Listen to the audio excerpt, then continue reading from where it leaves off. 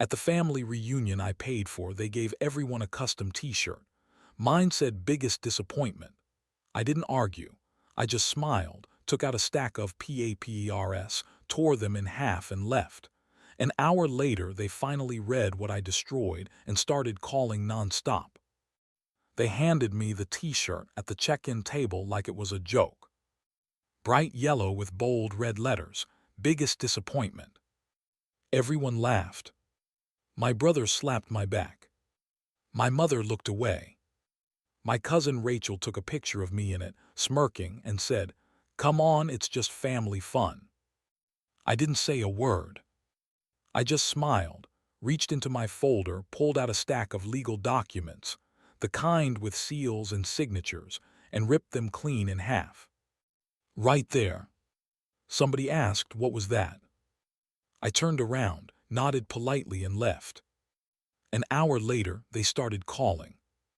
And calling. And calling. But they knew what I tore up.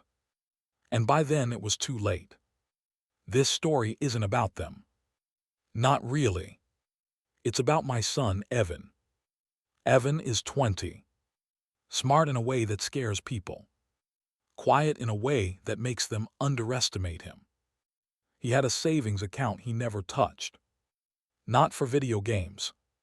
Not for clothes. He said, "I want to use it for something that matters." He meant college or maybe travel.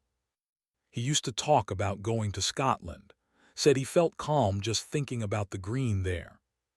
I matched every dollar he saved. Every month for 5 years. We'd sit down at the end of each month, log into the account and smile at the growing number. It became our ritual. We didn't have much, but we had that. Then Aunt Denise came back. My older sister. The successful one. The one who hadn't spoken to me in years. She showed up one afternoon with flowers, hugs, and a story. "Ovarian cancer," she said quietly. "Stage 3, no insurance, just hope." Evan was there. He hugged her hard. She cried in my kitchen, over tea and lemon cookies, said she was scared to die alone. She called Evan her light. I should have seen it coming.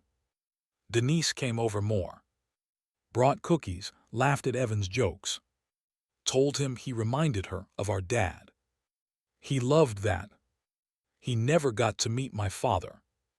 Then one day, Evan told me he wanted to help. "She said she's scared," he whispered. "She can't afford treatment. I have money." I froze. "Evan, your savings." "She said she'd pay me back when she gets better." A week later, the money was gone. All of it. Evan didn't cry. But he didn't sleep much either. He stopped playing guitar, didn't hang out with his friends, just walked a little slower, talked a little less. "She stopped replying," he said quietly. "Her number doesn't work anymore." I tried. Called every number I had. Even her old law office. "She sold her share months ago," someone said. Said she was moving to Belize. Belize. Not a hospital. Not chemo. Evan didn't speak for days.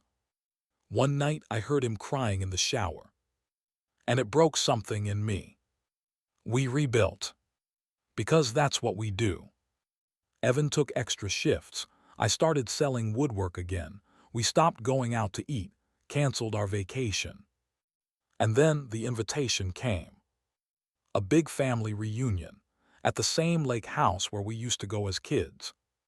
"We'd love it if you covered the cost," my cousin texted. "You're doing so well now." So well. They had no idea. I said yes. Not because I wanted to go, but because Evan deserved to be surrounded by people who should have loved him. Maybe, just maybe, it would help him forgive a little. I paid for the catering, the boat rental, the shirts, the decorations. They didn't even ask my size. When I got there, they gave me the t-shirt. Biggest disappointment. They thought it was funny. Just messing with you, one of them said. Someone else muttered, you always were too sensitive. I smiled, pulled out the trust documents I'd drawn up the month before. They were for Evan. And for them. It said that if anything ever happened to me, Evan would get the rest of what I saved. And that Denise would get nothing. But tucked behind those pages, just for them, was a letter. It said everything. About what she did. What they ignored. What I forgave until I couldn't anymore. I tore the stack in half. Right in front of them. And I left. I didn't check my phone until midnight. Missed calls, texts. Wait, is this real?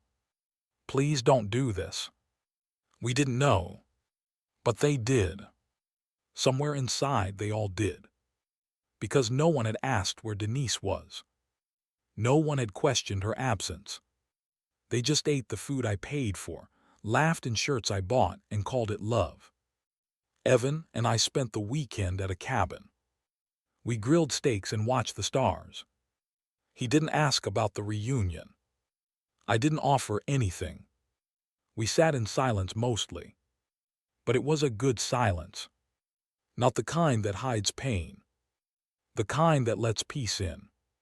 Sometimes peace isn't given. Sometimes you carve it out of stone. Final line. They called me the biggest disappointment. But I was the one who finally stopped pretending we were still a family.